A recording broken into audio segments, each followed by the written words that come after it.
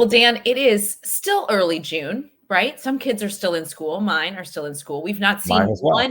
one Bears player in a full uniform yet. And yet, Adam Sheen of NFL.com. Did I say that right? Adam Sheen of NFL.com. Adam Shine, I believe. Shine. Well, he's not shining right now. He says that the Chicago Bears in 2022 will finish dead last in the league, not in the division, in the league. Dan Wiederer, what say you? Number 1 overall draft pick, right? That's usually what happens when you finish dead last in the league. That's a great reward for the city of Chicago. I think that's a miscalculation. I think that's one of those things where it's understandable to be a little bit bearish on the Bears, to say the least, and to think that their arrow is pointing down after, where we were a few years ago and where we are now. But I think dead last, I've seen 2-14 football teams before. I've seen teams that look like garbage, and I don't know that this team is quite there yet unless they have a rash of injuries to key performers and have to play, 12 games without their starting quarterback, 8 games without anybody in the receiving corps. In those regards, that just seems like a little bit of a miscalculation and an exaggeration. I know you also believe that the Bears are going to struggle to win a lot of games this year, but 32nd. Do you know what that is? At this moment in time? That is, put it on the bulletin board in June when these guys show up for their last week of OTAs and then mandatory minicamp. Let them see it when they walk in the door that nobody outside this building believes we can do anything this year, and give them some motivation heading into the season. That's what I think you use that for. Oh, okay. So you think it was a plant, right? You get that and you throw it out there? I don't know. I will say this about our new head coach, Matt Eberflus. I do feel like he's kind of passive-aggressive when he talks about the way he likes his team to be or the things he thinks about things. Case in point, Jalen Johnson. Why is he running with the second unit? He's like, oh, don't read too much into that, blah, blah, blah, blah, blah. Less than 2 minutes later, he says, this is why it's important to be here. This is why it matters that you're here. So I think Matt Eberflus he gets his message across, but in a different way. And I think that he would use, I don't know if he would plant it, but he would definitely take something like this and get his team's attention. You need to get a spark somewhere with this group. And so it's interesting. This is a good segue. And we are, as you mentioned, heading into our final week of OTAs, which will be followed by a full week of mandatory minicamp, which will be the last little stretch before these guys take off for about a month of summer vacation and then reconvene for that grind of training camp, which will be 6+ weeks from late July until Labor Day. And so there's a lot we need to learn about this team, these coaches, these players. And so 2022 is going to be a learning year, right? For everyone, for you, for me, for fans, for people that are inside that building trying to figure out what this new regime is all about and what they've got. So I've got 5 topics for us today to kind of go through. And you hit the first one. It's what do we need to learn about Matt Eberflus in 2022?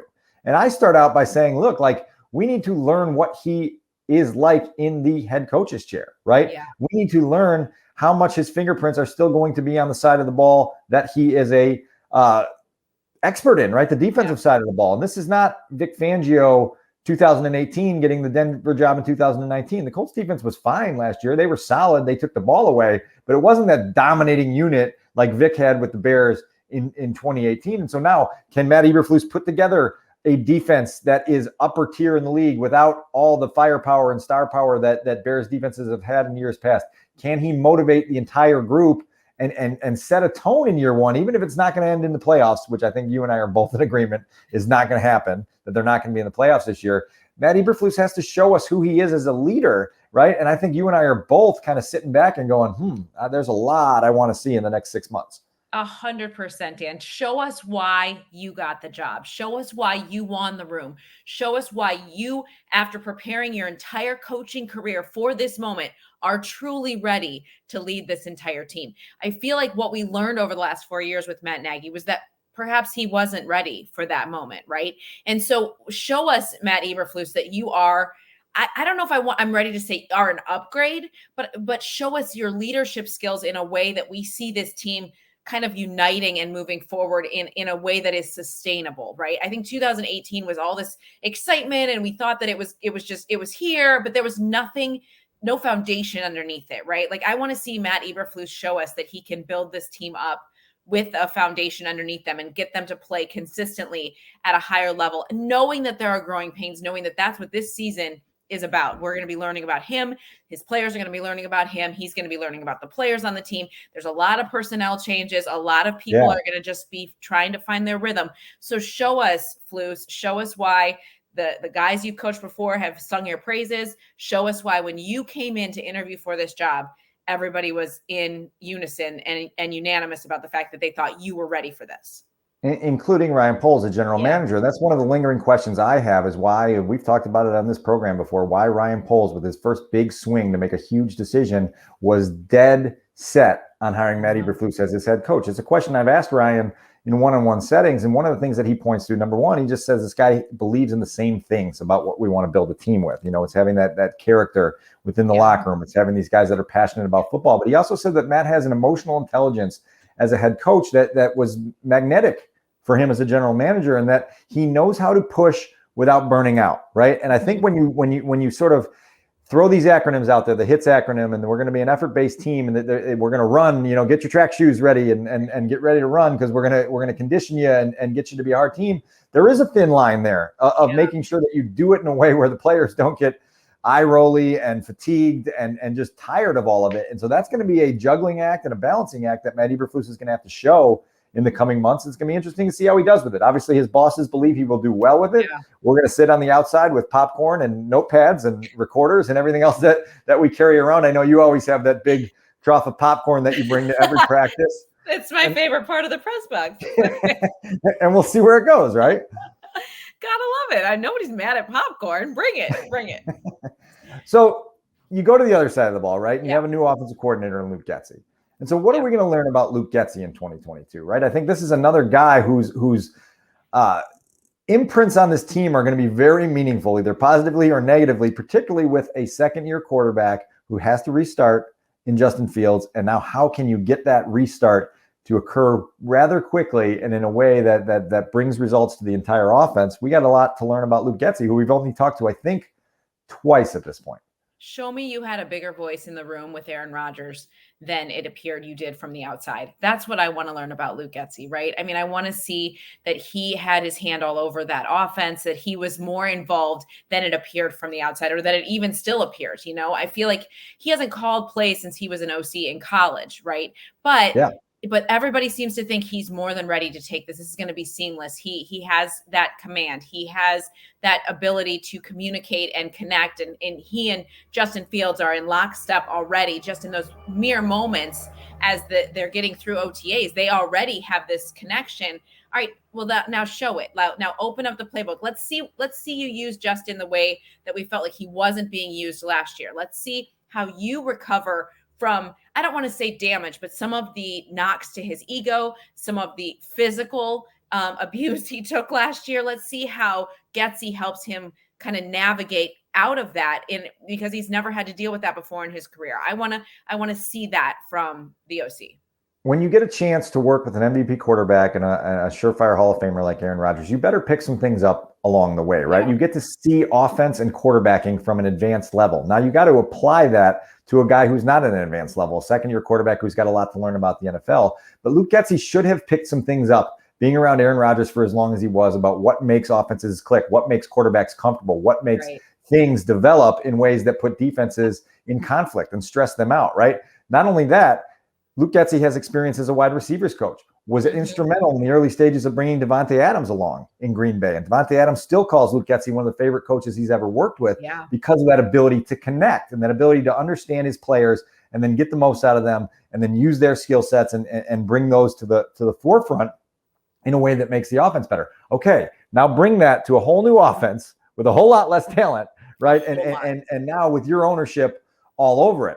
I had a chance in March at the owners' meetings to talk to Nathaniel Hackett, the coach of the Broncos, who obviously was the coordinator in Green Bay, worked very closely with Luke. And he just said, listen, don't undervalue his experience working with receivers, because if you're going to be a coordinator and you're going to have your hands all over a young quarterback, you better also understand the nuances of those guys catching the ball and the ability to understand how to tweak routes, how to get a quarterback and a receiver in sync with the way they time things up is going to be valuable. And then you heard it last week from Cole Kmet, some of the things they're doing in this offense to get Justin on the move more, to get him more comfortable. All of these are things that you're doing to open up the door for Justin Fields to have the biggest possible developmental breakthrough in 2022 as possible. I think you and I are both in agreement that the ceiling for that is probably lower than what the outside world in Chicago thinks it is. But still, Luke Getsy has to show that he can use all of those things to bring Justin to a springboard that then brings the Bears to a bigger springboard. You know what would impress me is if we forget about all this talk that we don't have a true number one receiver. If we're able to move on from that, that would win me over. That would get me excited about Luke Getsy being able to take some of these middle of the road receivers and elevate their level of play with Justin, and they're making the offense move. That would get my attention for sure. So again, it's like we talked about this before the show. You're transitioning us so gracefully and smoothly. We talk about the number one receiver on this depth chart. It's Darnell Mooney right now, right? And the outside world is debating, can Darnell Mooney be a number one receiver in the NFL? Is he better off as a 1B? Is he more suited as a 2? We talked last week at length about Mooney and that regardless of what number you put on him, the kid is going to squeeze every ounce of talent out of himself, and he's going to get the most out of himself. But the Bears need a number one receiver, right? And so now this staff has to assess where he's suited. I talked to a coach in the NFL, not with the Bears, who said, listen, you can call Darnell Mooney a legitimate number one receiver, but are you talking a Bears number one receiver, or are you talking a Chiefs number one receiver? Which was a good point, right? Because this isn't Tyreek Hill. This isn't Devontae Adams. This isn't Justin Jefferson. This isn't Stephon Diggs, right? And so that's fine. But as a front office, as in the coaching staff, you better be honest with yourself about, okay, where does this guy ultimately slot? Darnell's going to be a good player for the Bears. He's going to get a second contract here. He's going to be a good player for years to come. But you better be honest about what he actually is before it comes time to put the rest of the offensive pieces together. And if he is better suited as a 2, then keep him as a 2 and allow him to develop in that role. And I'm curious what you think in that regard. Did you see the video circulating on social media this weekend of one Darnell Mooney making a spectacular catch at like his youth camp, which is fine, except for the fact, I mean, it looked spectacular because of course they're children, but at the same time, I'm like, oh my gosh, don't hurt yourself. Like if I'm the Bears, I'm like putting him in bubble wrap right now. Like they need him to not get hurt. They don't have a lot of depth at the position beyond him. They want him to be their top guy. It was impressive. If you haven't seen it, you need to go look. He did look good.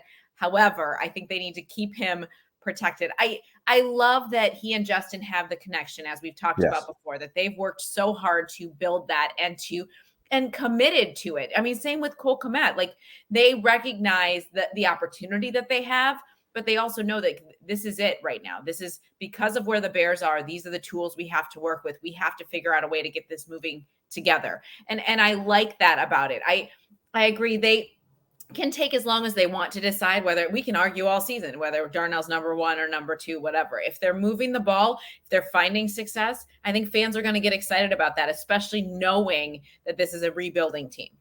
Yeah, look, he went over 1,000 yards in a garbage offense last year, right? In year 2 as a 5th-round pick out of Tulane. So there's no question that Darnell Mooney is up on that up escalator, which is great. Now it's just what floor does that escalator stop at, right? Is it the 4th floor, the 5th floor, the 6th floor? We'll see where it goes from here. All right. Switching that sides just of the ball reminded here. me of the yodeler from Price is Right. Right. Remember? Price is Right. Yeah, exactly. Yeah, right. Like you don't want him to go off the edge of the cliff for certain. No, I just wanted to keep doing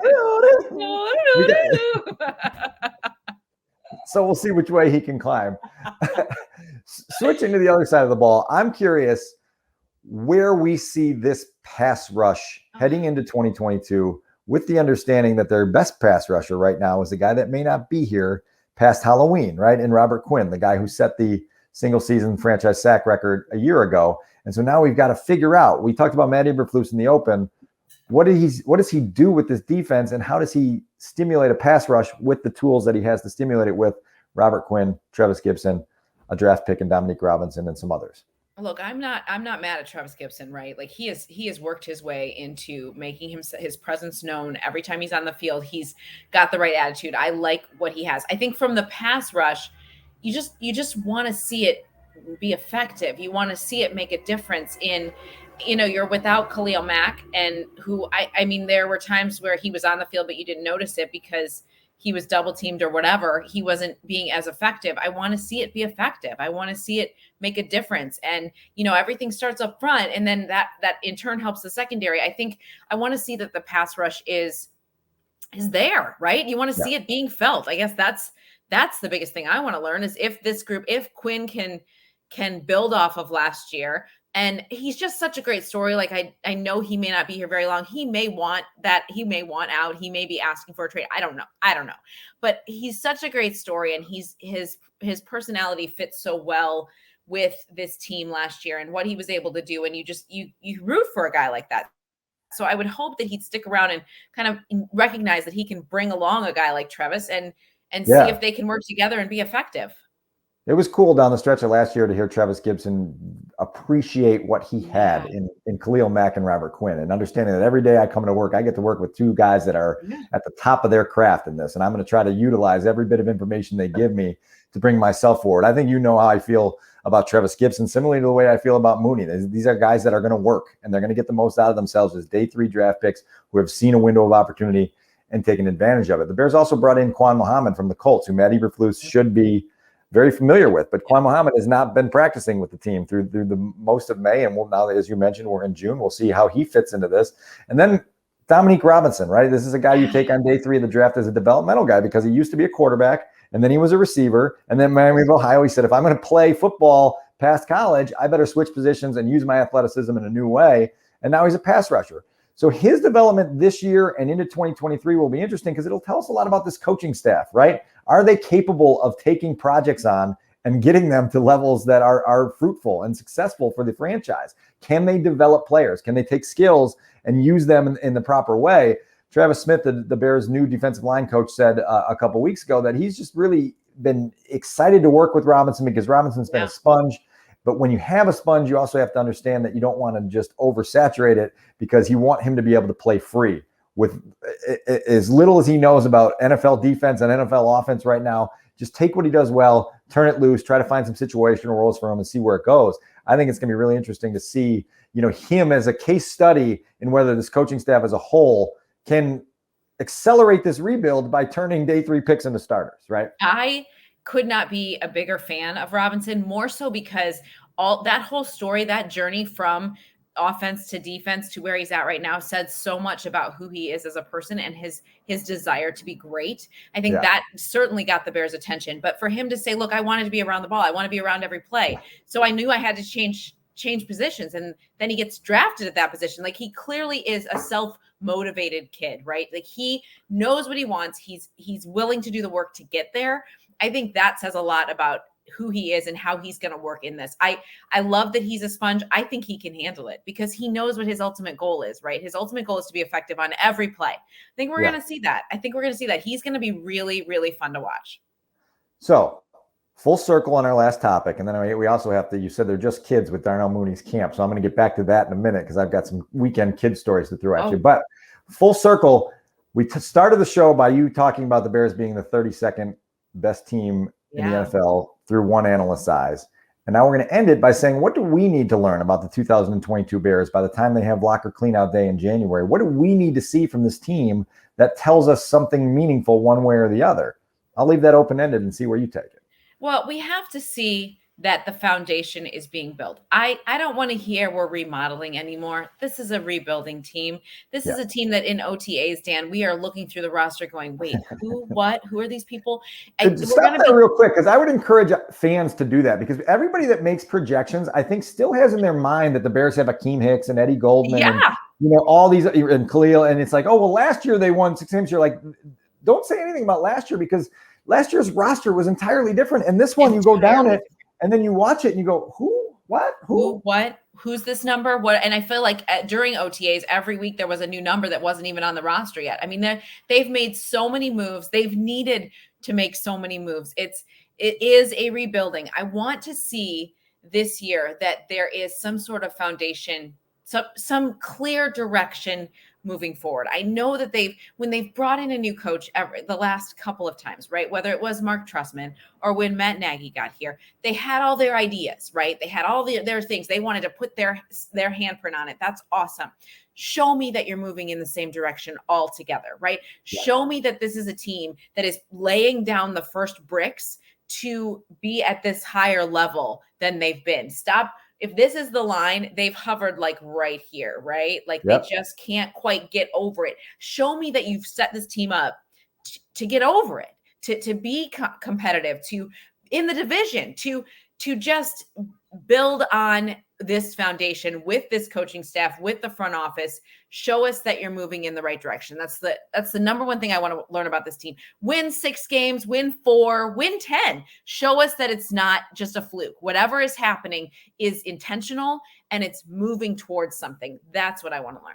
Show me the building blocks and then show me the stars, right? Show me the guys that are going to be stars for you. That's how you become a championship football team. You identify stars, right? The Bears have had so few stars in my, this will be year 10 for me on this beat. And you stop and you go, my goodness, there have not been a lot of stars in this team. No. Then show me that Justin Fields is capable of being your starter into a second contract, right? And also being capable of being above 500, unlike Jay Cutler was for the duration of his 8 years here. Show me a guy that can win you football games because who he is as a quarterback. And that's going to be such a big piece of this puzzle by the time we get to January is where's Justin at? What does he look like? Does it look like he understands what the NFL game is all about? Does it look like he's able to excel in what the NFL game is all about? And we'll have those answers by the time we get to January. Which will be here before we know it. Do you know that I ordered a Christmas gift today? My first what one? In the world is wrong with you, Dionne Miller? No, when you see the sale, do it. Now, that I will tell you, this will not prevent utter stress and chaos between Thanksgiving and Christmas. It won't prevent it. I don't want to do any spoilers here, but can I ask at least who it was for or what it was? My son. Already? June? Already. Mm-hmm. Well, it was on sale. That means his birthday's in the rear view already for the year, right? No. His birthday is between Thanksgiving and Christmas. This is also why you have to really load up. His birthday is December 1st. I mean, it's just so inconvenient. All right, because this is a public channel, we will not spoil Cash's Christmas present right here on the show. But I will ask you off the air because I'm very curious at what this was. I have a question for you because I know you're a baseball fan and I know you are involved in the travel baseball world and the baseball world as a whole. We had a play in our Sunday afternoon game that I wanted to throw at you. I threw this out on Twitter and it created, let's just say, discussion out at the ball field on Sunday afternoon. But my son Ryan, there was a man on first, 2 outs. Okay. He's playing shortstop, looping line drive over the middle, bounces right behind second base. Ryan dives to stop it. Runner's coming. He lunges from his belly, slaps second base with his throwing hand. No, with his throwing hand. Ball's in the glove, slaps it with his throwing hand. Norelco presents, you make the call. It was a force out. So if his leg was on the base and not his other arm, they would have called him out. So I think he's out. I'm helping you sound this through here. Yeah. Right. He's out. He's out, right? Yeah. The umpire called him out. And then there was at least 6 coaches and maybe me involved meeting right behind the mound, disputing what exactly happened on the play and where was the ball and where was the glove and where was the hand and what touched. And ultimately, it doesn't matter. You don't have to tag him. You just have to touch the base. Correct. Thank you. Thank you for that call. I was happy that the umpire made the right call. And I was wishing that somebody had a video of the play because my son was actually upset after the game. He's like, why was everyone arguing about that? It was so obvious that he was out. And I said, it was a smart play that you made there. And listen, and so then we started telling in the later innings, we were telling our guys, hey, if you get the ball, and the kid says, yeah, I know, step on third base or step on second base. I said, you don't even need to step on it. You can elbow drop it if you want, right? You can some part of the rest of your body. Yeah, it's all connected. Ball here, base here. He's out. So I was very proud of the savvy. That's a quality that the Wiederers use to overcome athletic deficiencies. He had the savvy to reach out, slap that base, and get the call. I was upset that it took so long between the conversations between coaches to get to the bottom of it. But 2, the principle of trying to take away a sweet play from a 9-year-old. Don't do that. Just let it stand. The kid's out. Let's go. Let's move on to the next inning. He had the baseball IQ to know to pay attention and know what to do in that moment. Gosh, give him 2 outs, please. Thank you. He already had a double play earlier in that inning, making a catch deep in the hole short and rifling to first for a double play, a force out. I was like, this is like the Gold Glove inning. It's one of those 12-minute stands as a father where you're like, hell yeah, let's go. Let's go. But so how's things going in the world of travel baseball in your end? Cash had one of those the other day too, where he it was a line drive to second. He scooped it, stepped on the bag, chucked it to first for the double play, and the guy dropped it. Oh, Such is life with 11-year-olds. No, we're having a rough season. Us too. But man, our poster, our banner that says Edgebrook Thunder and the pictures of all the boys is so intimidating. At least we have that going for us. Is it just headshots, or did they actually pose full for body? Oh, and my son with the bat and like this, he's like the bat, like this look on his face, like he is going to absolutely annihilate the ball. It's fantastic. I need to see this poster because I have designs on getting our squad something like this. I just don't know how it gets done, but we'll press on. It's crazy. We've played a lot of games. You look at the calendar and you're like, man, we're only halfway through this. It's just getting started here, and away we go. So I actually, in my hands here below my notes for the show, I've got the Monday night lineup for oh, you got a game tonight. Oh, it better not rain, Dan. Glenview versus Norwood Park. It's like a spit rain right now as we're taping. It's like raining, but it's not hard. So who knows? Maybe we squeeze it in. But anyway, the Bears will be back at practice tomorrow on Tuesday at House Hall. Yeah, and then we'll be out at mini camp next week, and then summer break for a little while. That'll be fun. That's Dionne. I figured out which way to point. Good job. I'm Dan. Thanks as always for joining us.